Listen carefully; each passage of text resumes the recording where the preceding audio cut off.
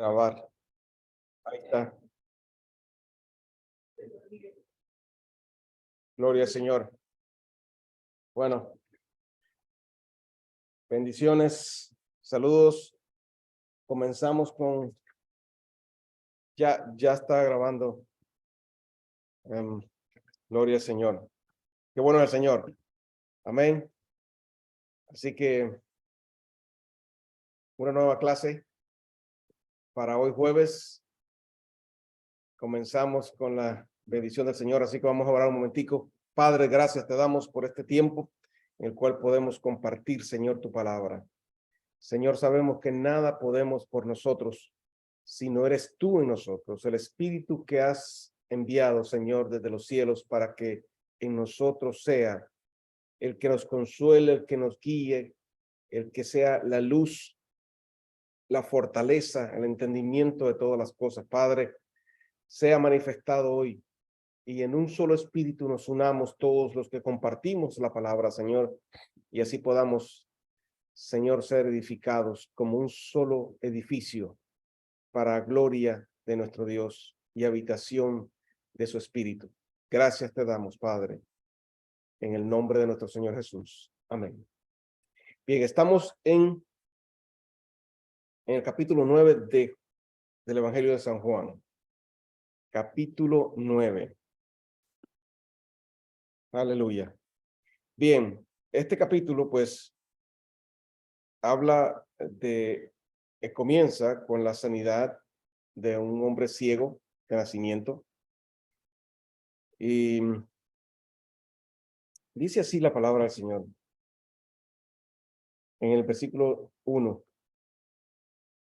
Al pasar Jesús, dice, vio un hombre ciego de nacimiento. Y le preguntaron sus discípulos diciendo, Rabí, ¿quién pecó? ¿Este o sus padres, para que haya nacido ciego? Respondió Jesús, no es que pecó este ni sus padres, sino para que las obras de Dios se manifiesten en él. Me es necesario hacer las obras del que me envió, entre tanto que el día dura, la noche viene, cuando nadie puede trabajar. Entre tanto que estoy en el mundo, luz soy del mundo. Dicho esto, escupió en tierra e hizo lodo con la saliva y untó con el lodo los ojos del ciego. Y le dijo, ve a lavarte en el estanque de Siloé, que traducido es enviado. Fue entonces y se lavó y regresó viendo. Vamos a detenernos ahí.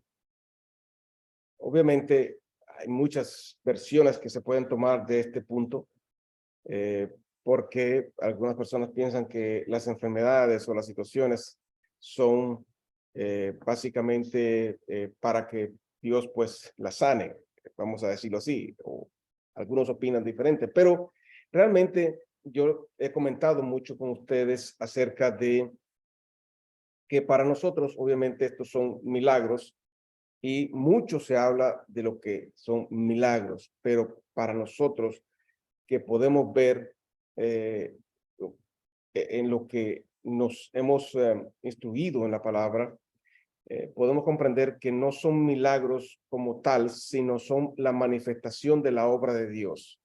Por eso Jesús le llamaba las obras que daban a conocer en sí el propósito de la obra de Dios para nosotros. Así que en este punto Jesús le devuelve la vista a un ciego, pero él en la explicación de los discípulos preguntarles si quién había pecado, obviamente no viene a ser el propósito del pecado, sino que, como también he comentado muchas veces, todo lo que estaba alrededor del camino o de la vida de Jesús tenía un propósito. El Señor ponía siempre a las personas y producía en ellos lo que era necesario producir. Es decir, Él produjo la fe en aquel hombre que dijo, Señor, no es necesario que entres a mi casa, sino di la palabra y mi criado sanará. como lo hizo cuando Pedro dijo, tú eres el Cristo, tú eres el Hijo de Dios. Jesús le dijo, bienaventurado eres porque no te lo reveló carne ni sangre, es decir, que no vino de su propio entendimiento, sino mi Padre. Es decir, que todo aquello que sucedía alrededor del Señor era todo la manifestación del plan y el propósito de Dios, y Dios ponía esas personas. Es decir, cuando Él habla aquí, ese es el entendimiento que podemos, que tenemos que ver, que Él dice, no es que ellos hayan pecado, nosotros no está este hombre aquí por su pecado, sino está aquí porque Él está puesto para que se dé a conocer la obra de Dios. Entonces podemos decir, bueno, la obra de Dios es la sanidad de sus ojos para que vuelva a ver, o es en realidad lo que nosotros podemos ver en esta obra, que es lo que el Señor a, eh, venía a hacer en la obra que Él estaba manifestando a los hombres.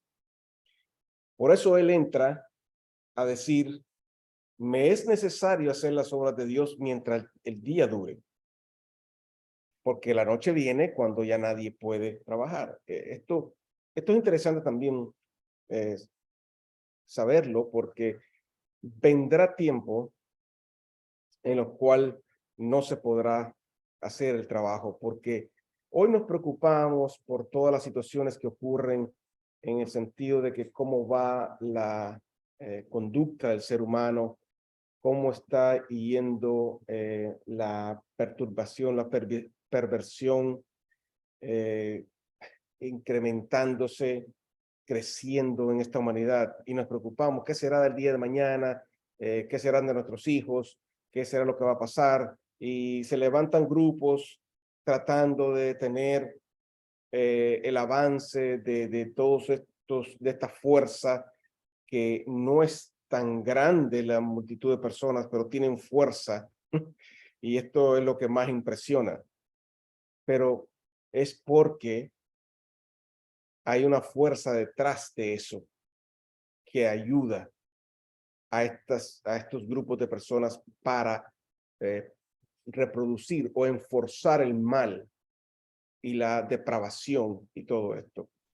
Así que vendrán momentos en los cuales la obra de Dios se detendrá y será difícil el poder avanzar en ella, porque la oscuridad avanzará demasiado para detenerla.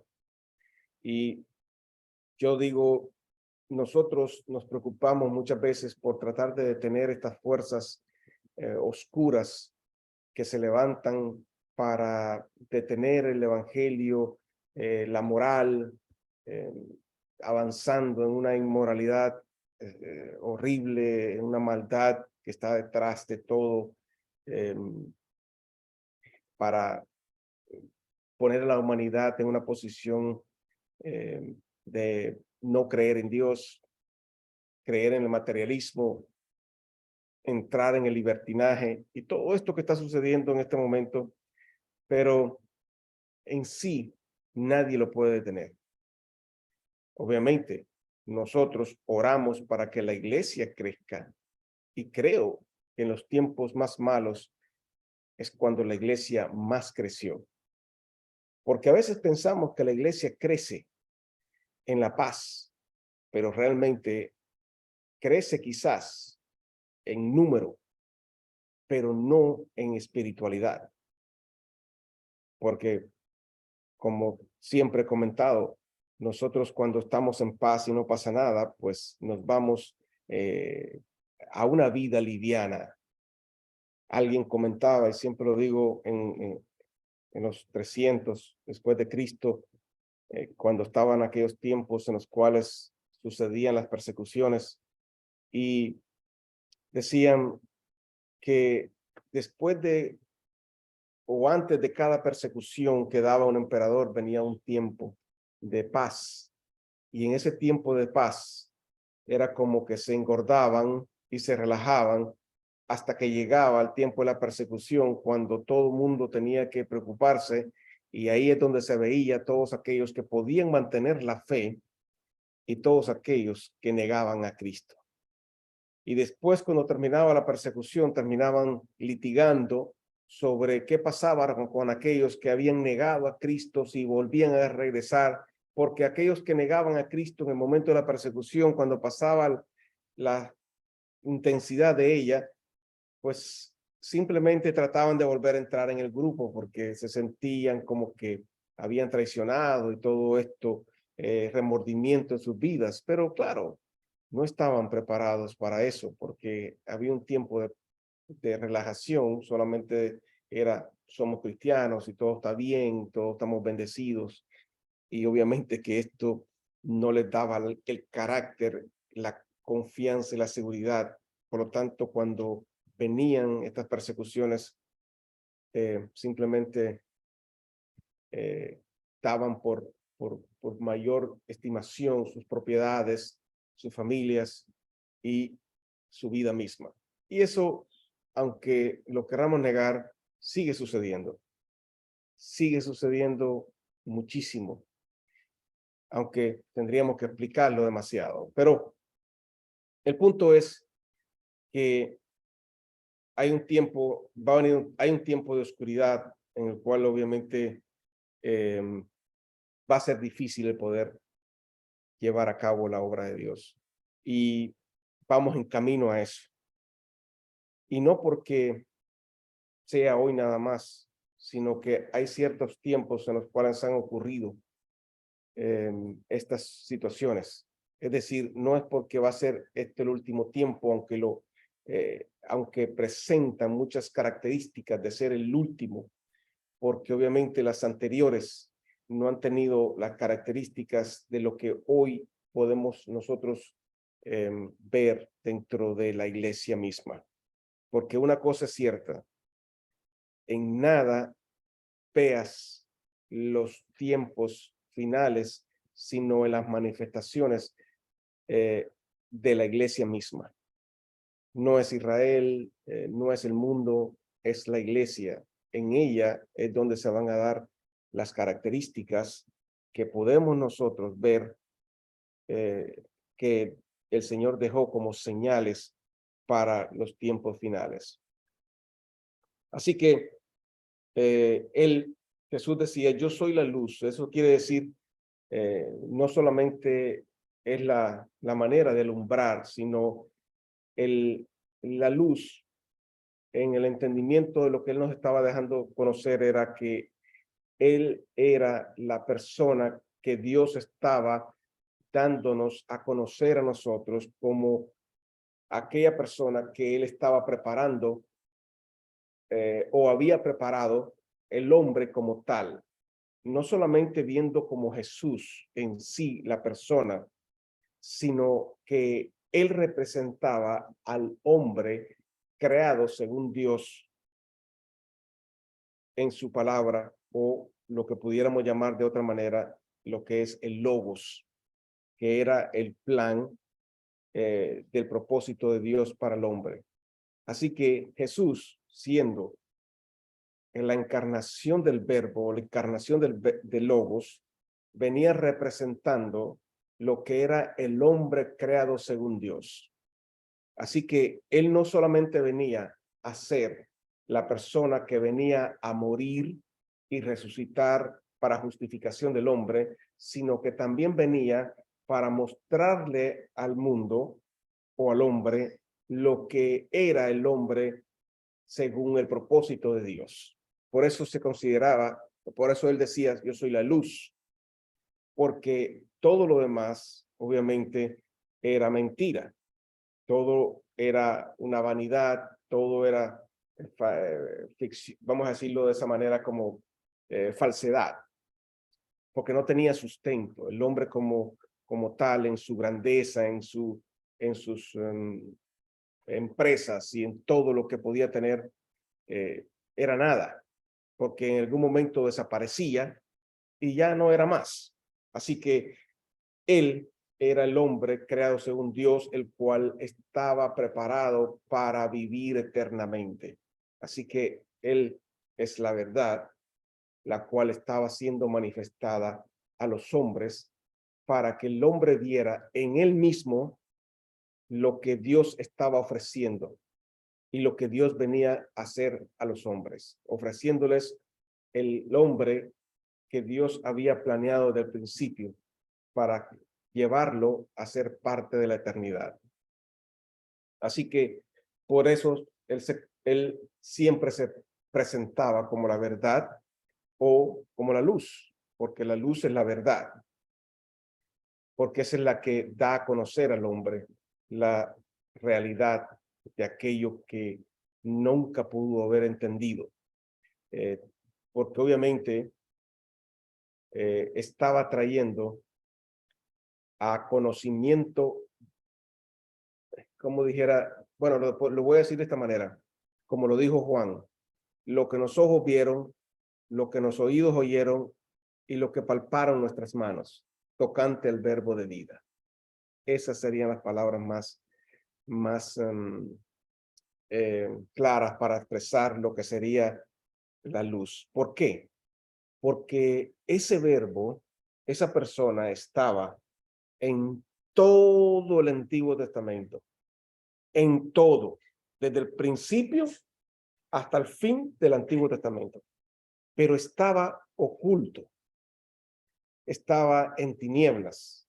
Por eso es que lo que nosotros conocemos como el templo, que era, o el tabernáculo, ese lugar dentro era tinieblas puras. Eso no se veía nada, nada, nada, nada.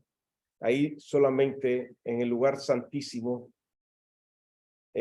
solamente era cuando se manifestaba la gloria de Dios que entraba la luz de esa gloria.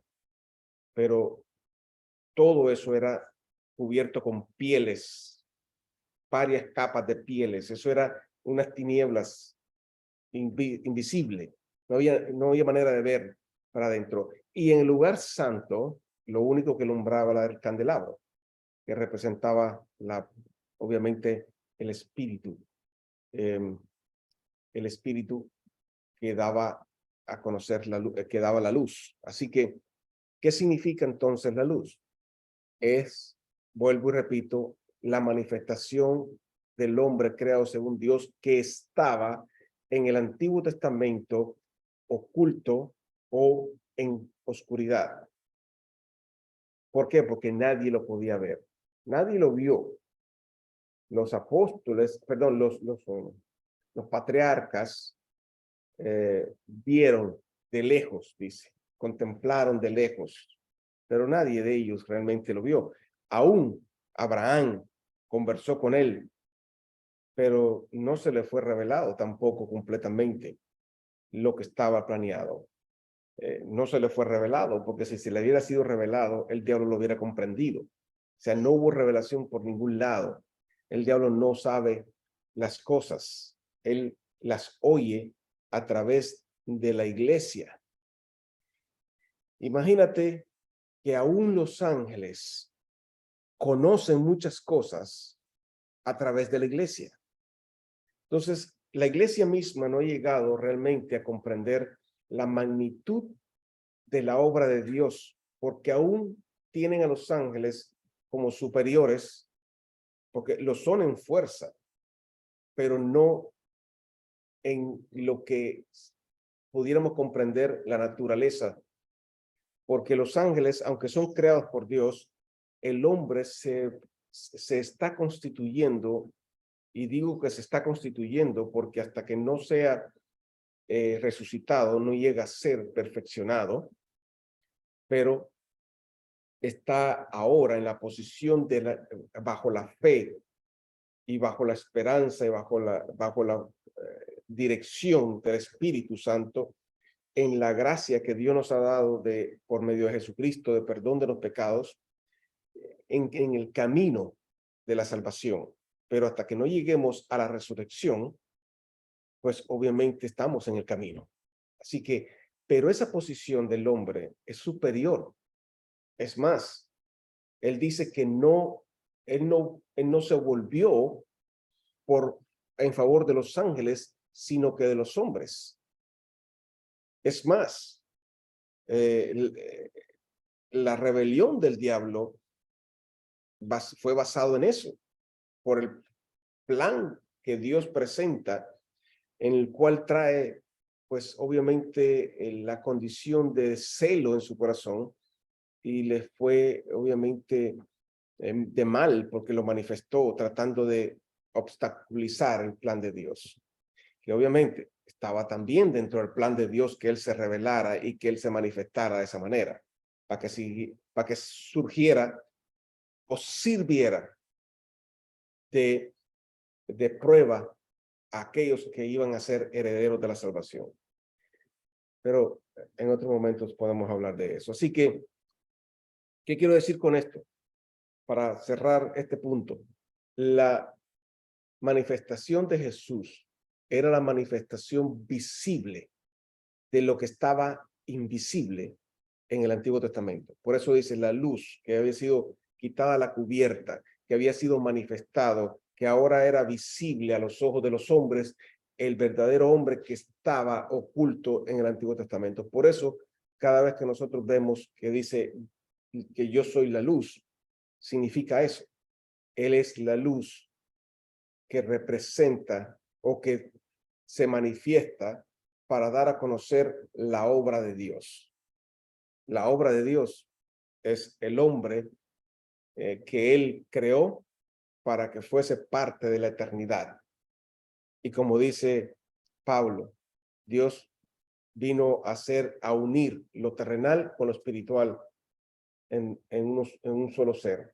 Así que Dios unió lo terrenal y lo espiritual. Y eso es Jesús. Si hoy nosotros podemos pensar hay un hombre sentado en el trono de Dios, y esto significa gobernando todas las cosas, pero es un hombre de carne y hueso. Así que el hombre llegó a heredar la posición más alta que pudiera ser alcanzada, ni siquiera imaginada por un ángel. Eso es lo que el hombre viene a ser. Por eso es que Dios en su manifestación da al hombre la capacidad aún de revelar lo que está oculto y aún de manifestar las cosas que van a suceder, cosas que, como vuelvo y repito, ni aún el diablo sabe, pero se le va dando en porciones porque la iglesia debe de irlo revelando para que él lo vaya oyendo y vaya manifestándose. Así que conforme lo que oyó, si ustedes se dan cuenta, la Biblia, y lo pudiéramos decir de esta manera, en el Nuevo Testamento no da todo, no da todo, da porciones. El Apocalipsis es una porción, pero no está realmente revelado porque la imaginación de los hombres que no conocen realmente la obra, pues hablan de estas cosas terrenales que piensan que se manifestarán. Pero aquellos hombres que hablaron en aquel tiempo en la iglesia, hablaron de aquello que se manifestaría en este tiempo y lo hablaron para los presentes. Obviamente, dentro de los presentes se revelaron muchas personas. Comenzaron con cantidad de herejías que se manifestaron después por mucho tiempo, y algunas de ellas todavía persisten. Pero en sí, si tú te das cuenta, las cartas solo hablan de corrección sobre aquellas cosas que estaban sucediendo en la iglesia y un poco de lo que sería la revelación de aquellas cosas que era el plan de Dios para el hombre, pero muy poco de lo que estaría sucediendo en los últimos tiempos y de otras cosas que pudieran ser parte de la obra de Dios. Así que, ¿por qué? Porque todo depende y debería depender todo el tiempo de la revelación de Dios para que en eso vaya el proceso de esa misma manifestación. Es decir, Dios va dando las porciones como lo vino haciendo desde el principio. Dios fue dando las porciones usando a los padres primero, a los patriarcas primero, Abraham, Isaac, Jacobo, los 12 tribus, y en todo eso Dios fue dando, por ejemplo, a través de Moisés, Josué, todos ellos que se manifestaron en aquel tiempo, lo hicieron para ir dando, conociendo en porciones la obra de Dios. Y se manifestó Jesucristo, manifestando el hombre creado según Dios, pero de ahí sigue todo el plan hasta el final. Es decir, hay muchas cosas que todavía no se han dado a conocer a la iglesia, pero poco a poco y en su tiempo y en su momento Dios las va revelando a la iglesia, porque según vayan ocurriendo las situaciones y manifestándose, Dios va dando capacidad de entendimiento sobre ellas. Y por eso es que en este tiempo es necesario empezar a buscar del entendimiento espiritual para que Dios empiece a dar a conocer a la iglesia las cosas importantes que debemos de saber para estar preparados siempre en todo lo que sucede. Y hoy en sí, en estos tiempos, quizás son tiempos de preparación para lo que vendrá más adelante. Como vuelvo y repito, los tiempos que vienen son tiempos de mucha oscuridad, como lo fueron los tiempos de la Inquisición, tiempos del oscurantismo, tiempos de todos estos tiempos que fueron, la iglesia se apagó completamente. Eh, eh, Imagínense, la iglesia la representaba los católicos y los católicos eran pues criminales, asesinos, porque tenían ejércitos invadiendo aldeas, matando todo aquel que no tuviera que ver con ellos. O sea, eso eran los que representaban la supuestamente iglesia, pero esa no era la iglesia en sí. La iglesia verdadera estaba oculta y estaba apagada. Así que ese tiempo fue un tiempo de mucha oscuridad. Fue un tiempo de mucha persecución sobre los verdaderos cristianos. Cualquiera aquel que agarrara una Biblia, los católicos lo mataban. Así que por eso es que fue un tiempo muy duro, pero la iglesia estuvo ahí.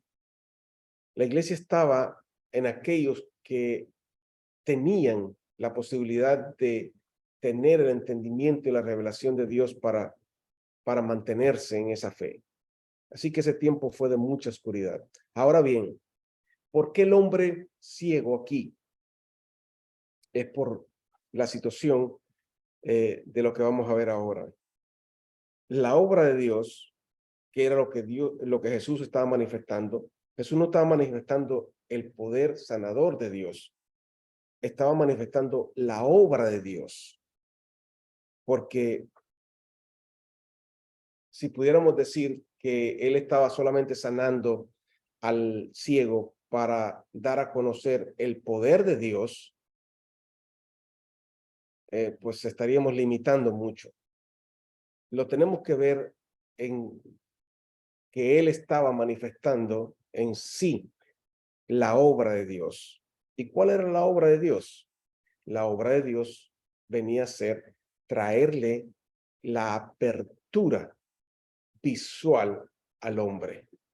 Si te das cuenta, él usó saliva y tierra. ¿Por qué? Porque el hombre en sí es polvo. Así que él usó polvo y saliva, que vendría a ser el agua, y la usó como una identificación de ser el espíritu, porque sale del interior. podríamos decir la esencia de la naturaleza. Así que él usa esto para untar los ojos y lo manda a un lugar que se llama, que es el Siloé, pero esto dice que traducido es apóstelo. La palabra apóstolo significa enviado con un propósito. Esto obviamente es traducido, la palabra es traducido como ser enviado o enviar. Entonces, ¿qué se estaba dando a entender? En lo que le estaba dando a conocer aquí, que la luz, vamos a decirlo así de esa manera, la apertura de la visión al hombre venía a ser dada por aquel que había sido enviado. Aquel que en algún momento pudiéramos decir que fue el que creó al hombre. Porque si vamos muchísimo atrás, pudiéramos ver realmente la creación del hombre, pero no vamos a ir ahí. Así que él está diciendo, él hace lodo para untarlo, no porque realmente sea una estrategia de él de hacerlo, porque él no hacía las cosas como estrategia. Y vuelvo y repito, tampoco para manifestar el poder de Dios, para sanar a alguien, sino para dar a conocer la obra. Eso es lo que él dice aquí. Eso es lo que especifica aquí, y eso es lo que siempre especifico en todos aquellos que son las manifestaciones de los milagros que nosotros conocemos como milagros, que son las obras que él vino a hacer, pero las vino a hacer simplemente para dar a conocer la obra de Dios. Así que en cada milagro, en cada manifestación de ese poder de Dios, estaba dando a conocer la obra. Y aquí se estaba dando a conocer la obra que Dios venía a hacer para hacer que el hombre volviera a ver. Ser enviado y a las aguas, que significa también el bautismo. Ser lavado, lavarse en el enviado. Mira qué simple. Es decir, el ciego se lava en el enviado. ¿Quién es el enviado? Cristo es el enviado por Dios. Las aguas que vienen siendo la palabra, el Espíritu que nos ha dado a nosotros hoy, la libertad de ver quién es Jesús para nosotros. Se reveló la persona y la obra de él en favor de nosotros.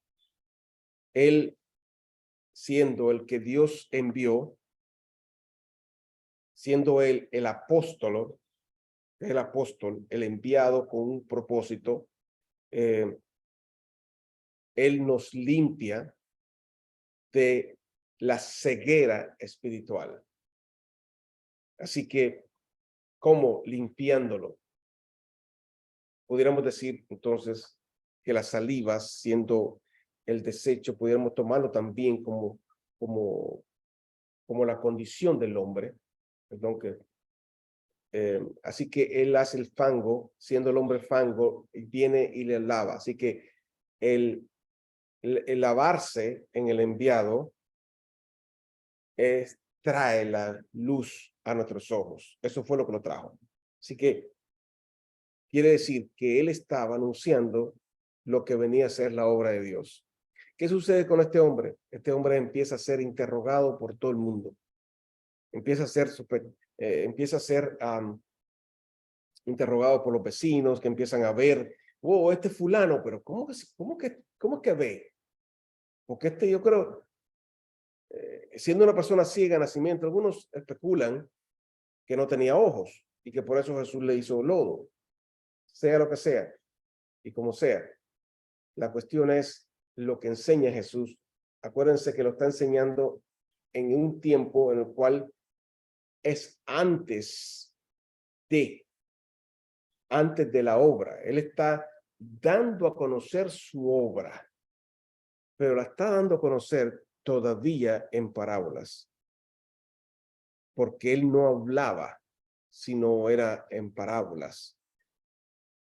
Todo, aunque aún los milagros eran parábolas, eran la manifestación de la obra de Dios. Decía, por parábolas solamente, para que viendo no vean y oyendo no oigan y sean sanados. Por eso es que nosotros quizás nosotros hablamos en pro del poder de Dios, y quizás podemos traer un mensaje diciendo Dios sana a los ciegos.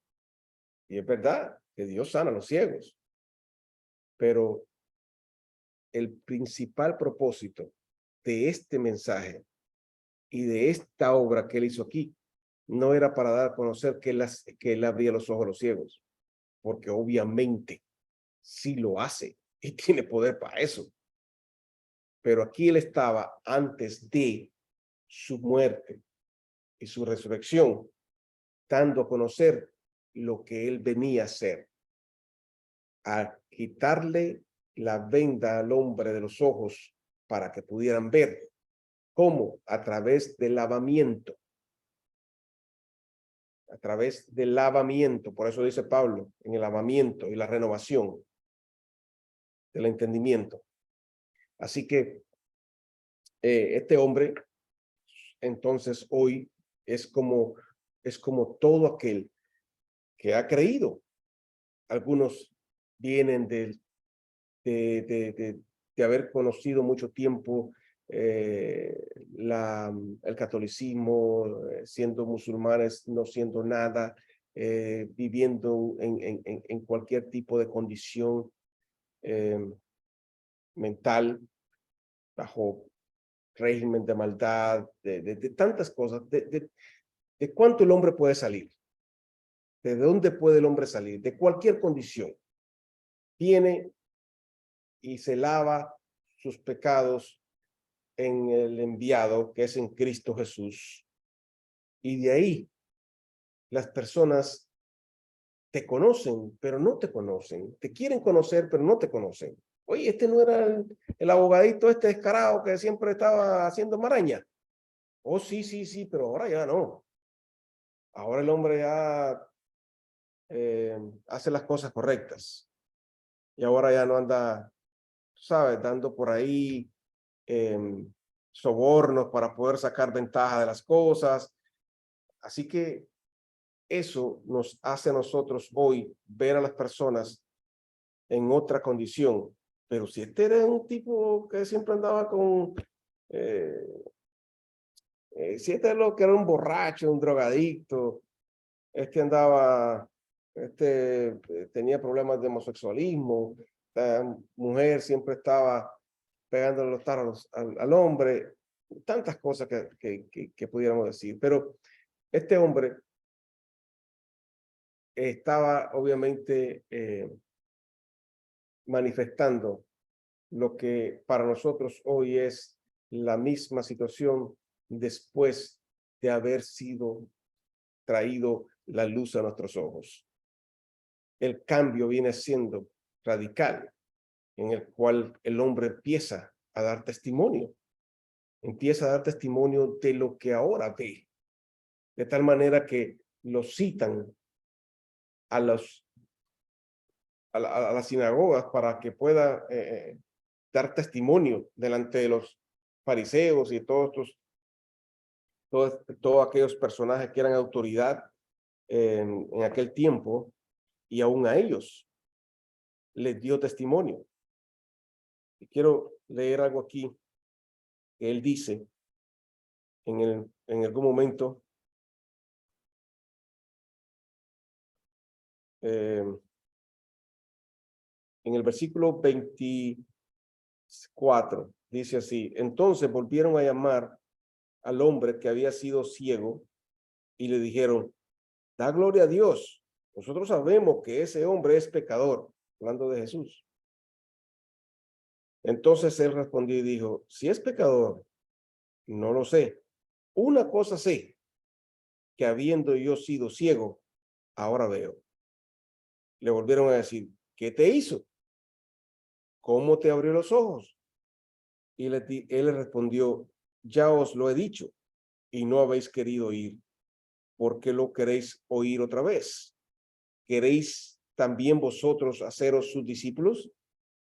Y le injuriaron y le dijeron, tú eres su discípulo, pero nosotros discípulos de Moisés somos. Nosotros sabemos que Dios ha hablado a Moisés, pero respecto a ese, no sabemos de dónde sea. Respondió el hombre y le dijo, pues esto es lo maravilloso, que vosotros no sepáis de dónde sea, y a mí me abrió los ojos. Y sabemos que Dios no oye a los pecadores, pero si alguno es temeroso de Dios y hace su voluntad, a ese oye. Y desde el principio no se ha oído decir que alguno abriese los ojos a uno que nació ciego. Si éste no viniera de Dios, nada podría hacer. Respondieron y le dijeron, tú naciste del todo en pecado y nos enseñas a nosotros. Y le expulsaron. Así que oyó Jesús que le habían expulsado y hallándose le dijo, ¿crees tú en el Hijo de Dios? Respondió y le dijo, ¿quién es, Señor, para que cree en él? Le dijo Jesús, pues le has visto y el que habla contigo, él es. Y él le dijo, creo, Señor, y le adoró. Y esto lo vemos, obviamente, en lo que es la enseñanza que él nos traía a nosotros, para que en aquel momento, pues, el hombre pudiera saber que él había dado todo este entendimiento para comprender que aún aquellos que, que estaban supuestamente en contacto, en conocimiento de la obra de Dios, lo rechazaban. Hay un punto importante, hay cosas que Dios empieza a dar a entender a aquellos que se dan a Él, porque Dios te abre los ojos y cuando Dios te abre los ojos, no solamente para ver la obra de Dios en, en aquello que Él ha venido a hacer en nosotros, que es limpiarnos de nuestros pecados, sino viene revelación en nosotros de la persona de Jesús. Y lo más interesante es que Él estaba hablando de la obra que había hecho en Él, pero aún no lo conocía, hasta que Jesús se presentó a Él para que lo conociera. Y entonces vino a reconocerlo y entró a la adoración. Muchas veces nosotros comenzamos dando testimonio. Y esto es importante saberlo, porque en el principio uno quizás empieza con la euforia, con la, con la alegría de haber conocido al Señor o que se te haya revelado después de vivir una vida mediocre, vacía, de vanidad, de lujuria, de insensateces. Vienes a conocer a Cristo y se empieza a revelar en ti la verdad de la obra de Dios para ti, el amor de Dios. Y eso hace que el hombre empiece a dar testimonio. Yo era uno que yo hablaba, donde quiera que podía hablar, yo hablaba, daba testimonio de Jesucristo. Entonces, el principio del camino del hombre, aún sin tener mucho entendimiento y revelación de Jesucristo, aunque se revela en él como Salvador, pero hay ciertos procesos en los cuales el hombre viene a avanzar. Y es importante eso porque quizás al principio el hombre da testimonio, pero realmente no tiene mucho conocimiento, pero da testimonio en lo que hizo. O sea, tú puedes decir, yo era este tipo de persona y de repente el Señor cambió mi vida y me hizo una nueva persona y ahora soy lo que soy. Así que eso obviamente da testimonio, pero quizás no se tiene mucho conocimiento de la persona, de la obra de Dios, de la justicia. Para ser discípulo de Jesús, tú tienes que conocer a Jesús para seguir a Jesús. Si tú no conoces a Jesús, no puedes seguir a Jesús. No importa cuánto te hablen. Tú necesitas conocer la persona y esto lo conoces cuando conoces la obra de Dios. cuando conoces el Logos encarnado, que te deja conocer, que se revela en ti, entonces empiezas a manifestar la justicia de Dios en tu vida. Cuando Él viene a conocerlo, ¿qué sucede? Dice que le adora. Hay un paso después del testimonio a la adoración.